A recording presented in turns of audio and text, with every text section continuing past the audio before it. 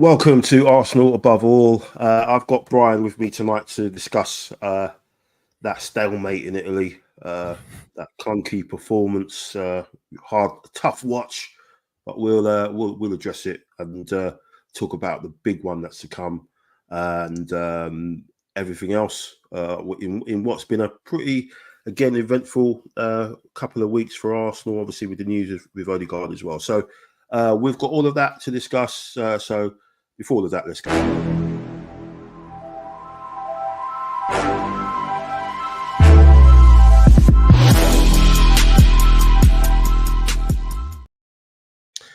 Brian, how you doing, man? Good to have you back. How you feeling after that? Yeah, You still awake? Oh well, look. Hence the brick wall at the back there. I was banging my head against it, Mike. It was that type of performance tonight, really. Yeah. I think some people will basically think, well, you know what? It's the type of performance we should be showing in Europe, which we probably haven't shown, in years gone by, should we say? But that's kind of back-to-back performances like that, and I'm a bit fearful of us getting into a rut into those performances in those sorts of games where we're not creating anything. But it's the opening game, should we say? It's the opening game, but nothing to write home about. Yeah, they're a decent side.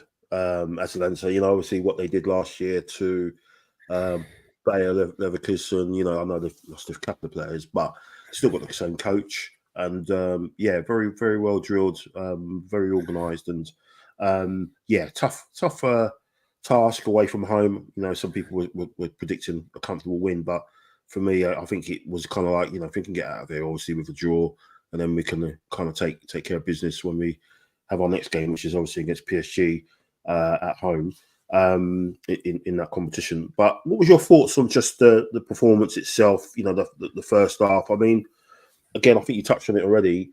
It's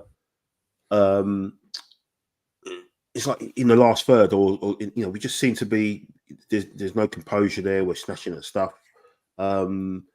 We scored the goal obviously last at the weekend against Tottenham. It was a set piece, so again, it wasn't anything from open play. So is that a problem for you? Is that because obviously Odegaard's missing as well? Is that an issue? But what's your thoughts on just the actual overall performance and kind of who stood out for you tonight and who could do a lot better? Yeah, I think. I suppose in some respects you've got to try and take the run of games into levels of context, because I think in the past we've kind of said, does Arteta have that kind of plan B going into different types of game types? And I think what we probably have shown more than anything else is that yes, we know we can defend, that's for sure, and games like the game at the weekend, like tonight, and probably like on Sunday, are going to be those kind of games that we've got to just dig deep and dig in, really, and probably we have to compensate a little bit, or probably on the attacking part of the game, because we may not get those kinds of chances, should we say, but that's where it comes in more than anything else, because we actually have to think about that. We might, people are going to give up chances, and City are likely to give up chances to us. Yeah, they will at the weekend. And if we're not sharp, and we've kind of relatively demonstrated that over the last couple of games, that could come back and bite us. So, as in standouts for this evening, it's obviously the goalkeeper. That's that's unbelievable. Unbelievable. When I saw the header, I thought, that's it. He's done such all the good work, and I thought the header's just done him. To claw that away, that was Seaman-esque, and one of him on his own as well, with Watkins as well. So the goalkeeper again, but and then obviously Saliba as well, Gabriel. It's kind of the usual suspect at the moment. It's the usual suspects. Yeah, It's the usual suspects, and the situation with Martin Odegaard. Yes, we are missing him, but it's kind of weird because we'll probably miss him in games to come in some respects, and probably in the City game beyond. Yeah, yeah, yeah, Because he may not get the time and space against City, but that that option of breaking a line is what we're probably going to miss, and yeah, that's probably where Trossard will probably be that individual, really, because when he came on this evening, the game slightly switched. He got on the yeah, ball, got on the yeah, half turn, yeah, tried to play forward, and I think for me he starts at the weekend. yeah. 100%. I would start him. I think. Yeah, I think Martinelli is sort of that's it. He's run out, of chances really for me. The chance in the first half when on his right, he just lashed at it, and he did the same thing in the second half when he had that chance when Sterling, put it through for him. He could have had a nice assist there, but he puts it through, and then he just lashes at it. He's like a little, just clip it over the keeper. He's coming out, just clip it over him. The keeper's going down, and he just. I don't know what's wrong with him. I think you said in the chat that just the style of play that we're a lot more structured now in terms of this, not as transitional. When he had that season when he was really firing was when we won the ball and then we just broke really quickly. But what's your thoughts on just how he is at the moment, right? Yeah, I think you're absolutely right. It's the structure of how we are playing now has affected him probably more than most players in that sense at the club at the moment. And I think really probably Arteta probably has to start to look at Martinelli as being more of a possible impact player, and in games we might have to kind of chase, rather than it's kind of we're starting him in games where we're not going to probably get the levels that we're going to need. In those games to kind of do things quite early in the game, really put the pressure on at the moment, where I think he's going to probably end up one of even more an impact player for us at this moment. Take him a little bit out of the firing line. Don't put so much pressure on him at the moment. But he is a victim of style at the moment. I think he's the victim of style at the moment, and I think in some respects probably taking him out for a little bit might actually help the situation. Give him a run of games where we know that we're going to be on the front foot more, probably at home. Probably, I know it sounds really bad. You don't really want to say that because it kind of probably kind of belittles him a little bit regarding his own ability, but to playing in games that are going to be probably mid to bottom end of the league, just to get his confidence back up. He's a young man at the end of the day, and he probably needs his confidence a little bit more, in kind of games like that, rather than probably get them shot by playing in big games like this at the moment, and the finger is being pointed at him. Yeah, I think Arteta has this thing about he doesn't call them substitutes.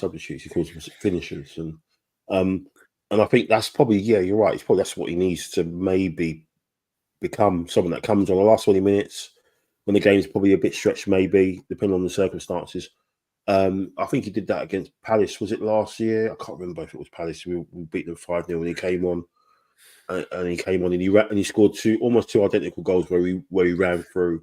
It was a quick break, and we went through and he scored a couple of goals. I think it was Palace. I'm not sure, but something like that just to get him going again and take him out, like you said, take him out the firing line, because his decision making again was just really strange, and he's just overthinking it, and it's hard to see really because we know what he's capable of, but just those two chances, man. I can't get over they were both on his right foot, and the second one is unforgivable. He can't be finishing like that in that situation. He's got to be he's got to be more composed and more cuter in that situation, because that's we've seen those European nights, right, where we go away from home, we ride our luck a bit, you know, and we especially did with David Raya, or what he did with his saves, and then you're going to get that one golden chance to nick it, and then you go home happy, and that was a chance. That was a massive chance. You know, I think it was 70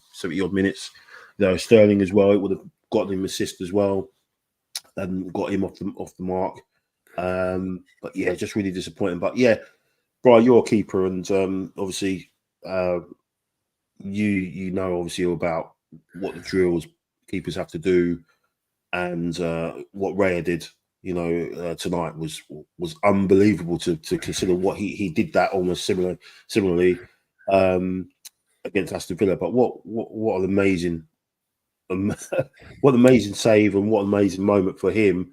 But that, for me, I was thinking, well, you know, opposition will think, oh, Jesus Christ, we're never going to get a goal against this Arsenal team, because if we get past Saliba and the brick wall, which is like what's behind you, then, you know, we've got to get past this geezer as well, who's jumping around all over the place. But what was your thoughts on that, and just what it means psychologically for the team? I think what David Raya is actually, what he's demonstrating at this moment in time is he's he's the one actually is in charge of that unit, because he is literally the last line of defence. Okay, and he knows, yes, there's levels of security which he's got in front of him as Saliba and Gabriel in particular, but he knows his job.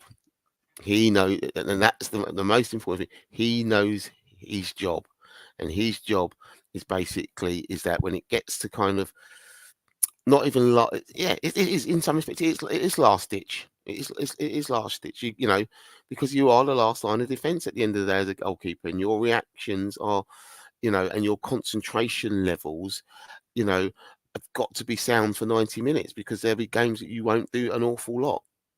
You won't do an awful lot. And you have to be ready for those situations. And look, I think what I noticed more than anything else regarding to the penalty was, when I was watching the game, and you kind of saw him in the goal, and you're thinking he looks quite small, and I'm thinking, how's he, you know, you kind of look to yourself thinking that this guy's going to dispatch the penalty, you know. But the way how he actually makes himself big is by his starting positions.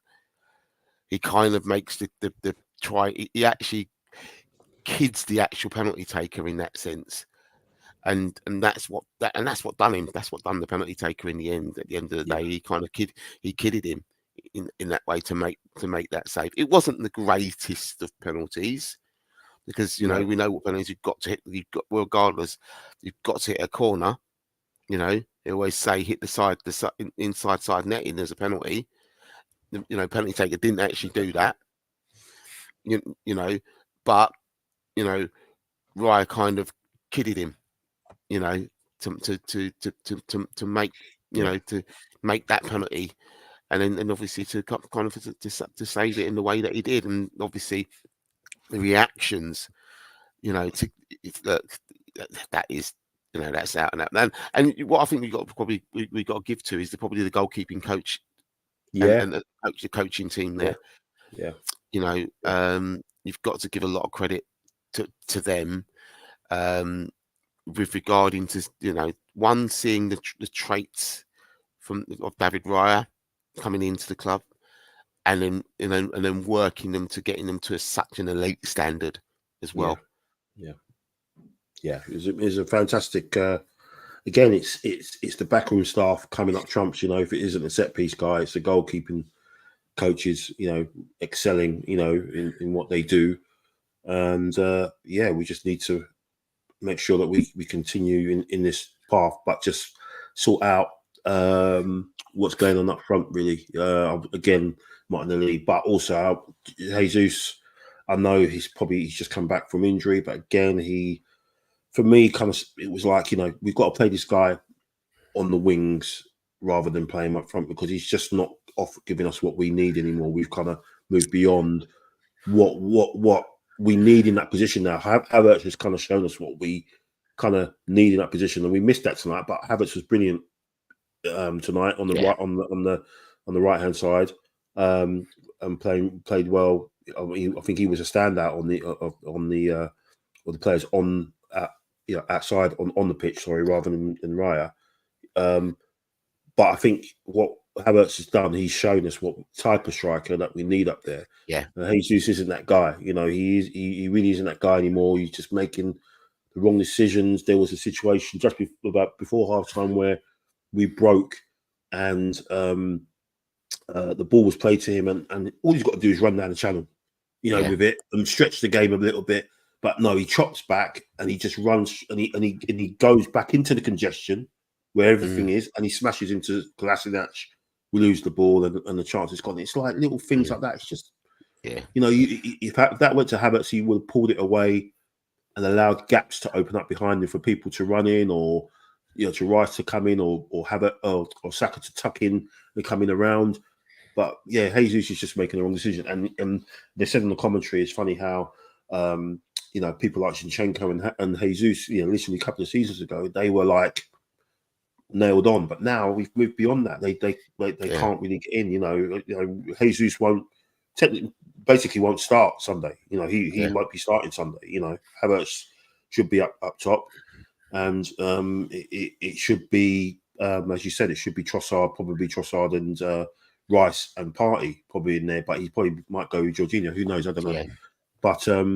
But yeah, just frustrating with him. And again, it's that situation, that attacking situation, the striker situation.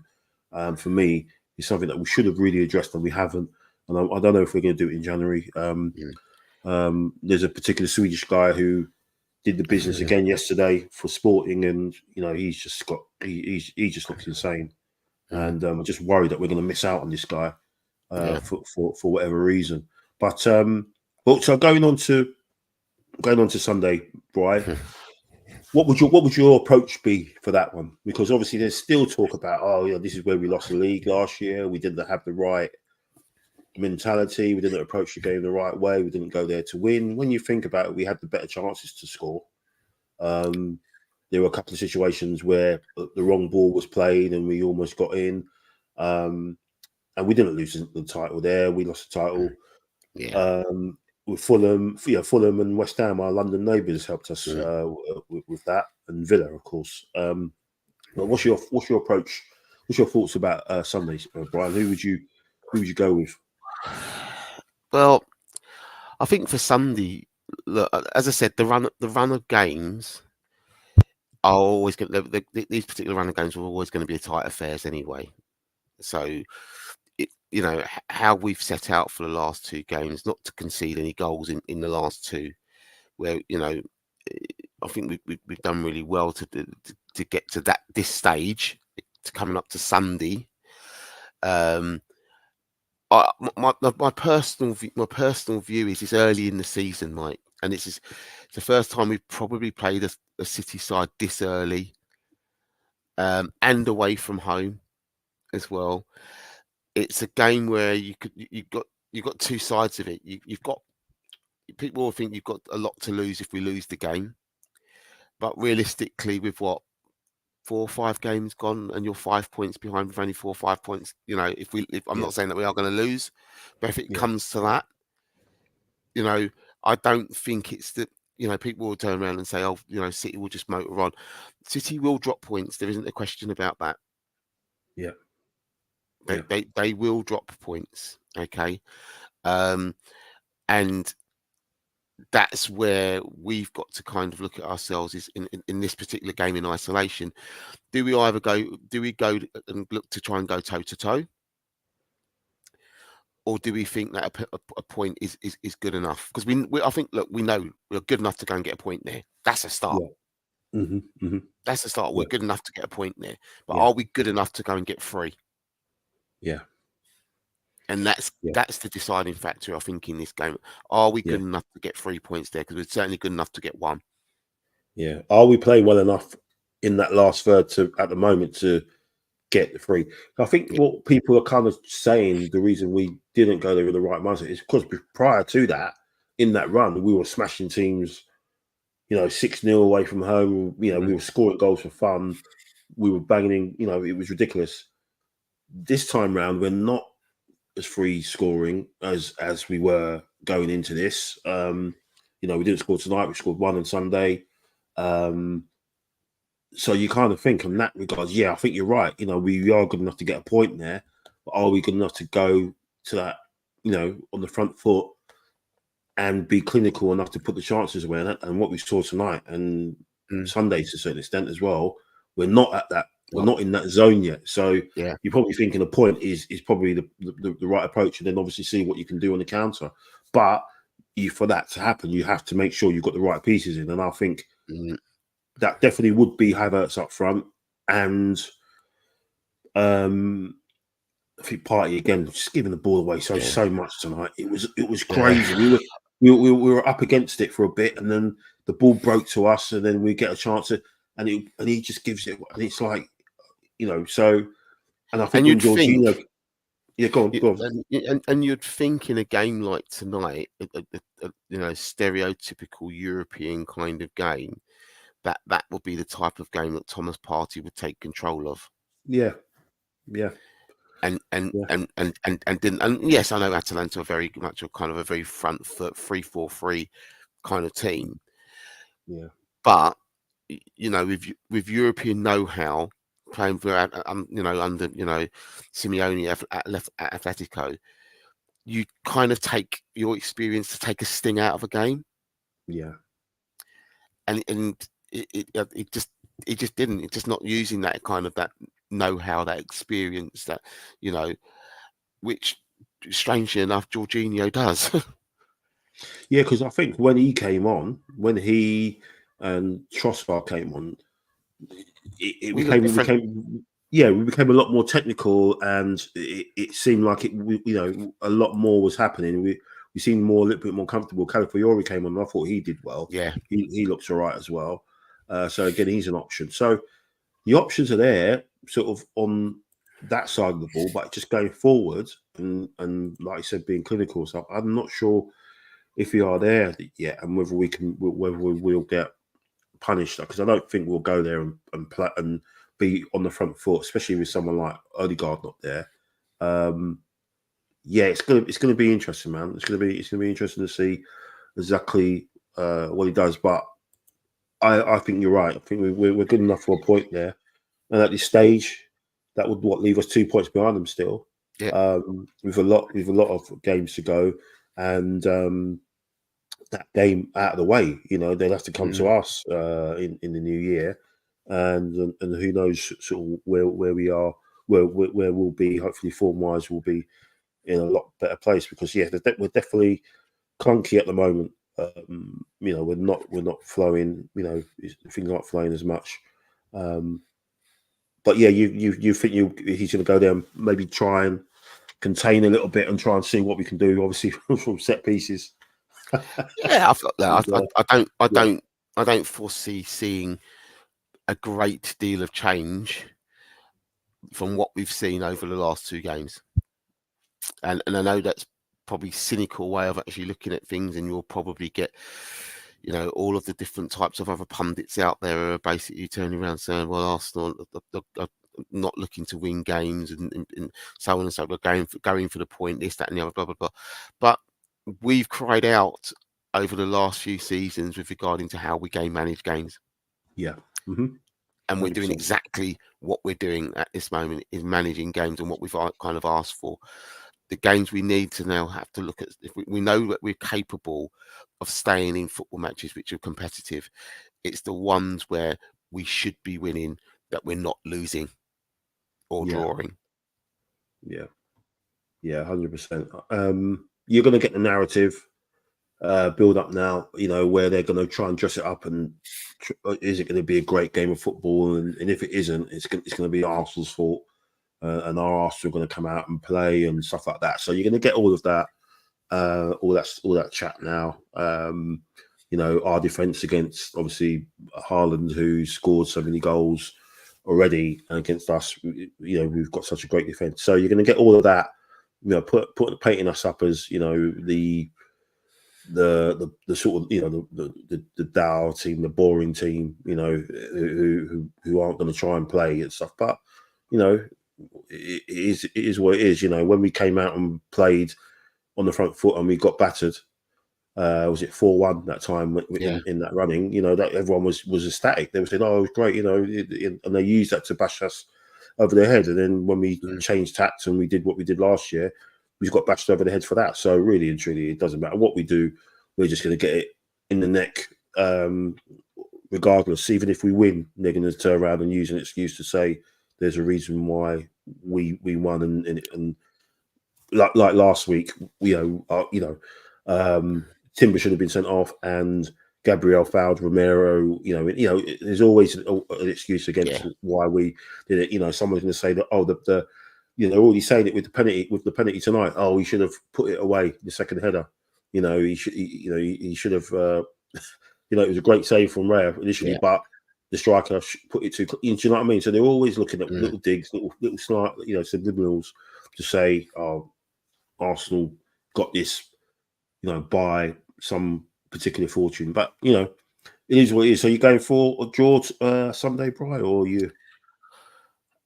Look, as I said, we are. We know we've got the capabilities of getting a point there. So that's a start off. If we win the game, it will be very late on. It'd be very late on. I can't see us. I cannot see us scoring early in that game in any shape or form, unless it's literally a set piece and it's a calamity of some sorts. But I could see us, late on in the game, getting something. And as I said, it could be a set piece. It could be Raheem could come on and haunt them. Who knows? Yeah. It'd make it like a 20-minute cameo and score the winner or something like that, which would be that'd be great. That would. But yeah, look, I think I would at this stage of the season and with the run of games, I would take the point. I know there's lots of people turning around saying, "Oh, Arsenal got to win the game, got to win the game." No, not this early in the season. No, and away from home, you would take a point at the Etihad right now, and any team in that league at this moment in time would take a point at the Etihad at this stage of the season. Absolutely. And anyone else thinking that they, who any other pundits or whatever that say, "Oh, Arsenal have to win," we just know they're just talking rubbish, absolute rubbish. It's just again to build a narrative to use against us if things don't go the way that they like it or they would like it to go. But yeah, we'll see. So big game to come. Another one. Happy obviously with the point tonight. Not the way it kind of came about. Credit to David Raya, who's been on unbelievable form so far this season and has saved us. One too many times already, maybe a bit too much. You don't want to see your keeper do too many heroics like that. Really, you want the guys at the other end to sort of take care of business. But amazing stuff from him. Another man of the match performance. I'm sure he'll get. We just need to sort out what's happening at the other end. And what a great way to start, if it's on Sunday. But thanks, Brian. Thanks for your time tonight. Quick one. We just wanted to get that one out of the system. It was a difficult watch for everyone, really. But unbeaten start to the season remains.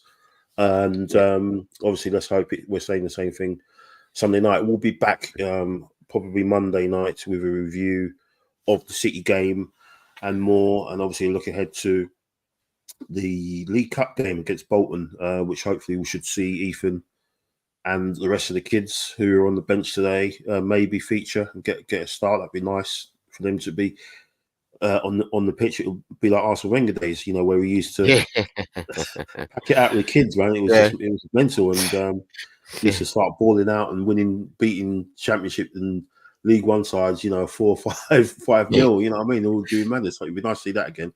But yeah, so thanks, Brian. Thanks for your time. Thanks for watching. We'll get this out as soon as, and fingers crossed for Sunday. So come on, you Reds.